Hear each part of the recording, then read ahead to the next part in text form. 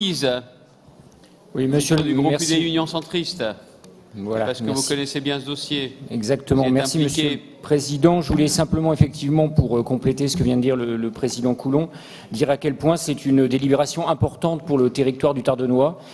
J'ai eu l'occasion de le dire au moment de la commission. C'est un territoire qui est particulièrement, qui connaît des grosses difficultés en matière d'emploi et en matière de développement économique.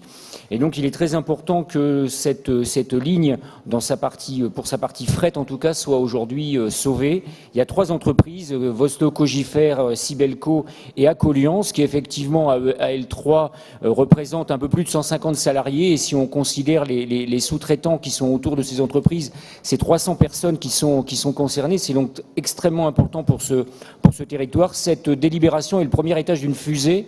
Parce que, évidemment, là, pour l'instant, on est au niveau des études. Après, ça va nécessiter effectivement les travaux nécessaires. Et je voudrais dire que ça a été effectivement la mobilisation de tous, encore une fois, qui a permis que cela se fasse, c'est-à-dire la mobilisation à la fois des élus du territoire, la région s'est mobilisée, le département s'est mobilisé, la communauté d'agglomération de Château-Thierry, les parlementaires, Pascale Gruny, sénatrice, a été très impliquée sur ce dossier, le député Jacques Krabal s'est également extraordinairement mobilisé sur ce dossier. Et puis je voudrais aussi dire que les entreprises ont également été extrêmement responsables puisqu'elles se sont elles-mêmes engagées au travers d'une convention qui est en train d'être finalisée avec la SNCF, se sont également donc engagées à participer financièrement à l'entretien des abords de la ligne, oui, voilà, qui va être régénérée. Et donc, ce que je voudrais dire, c'est que c'est extrêmement important, effectivement, pour ce Tardenois. Donc,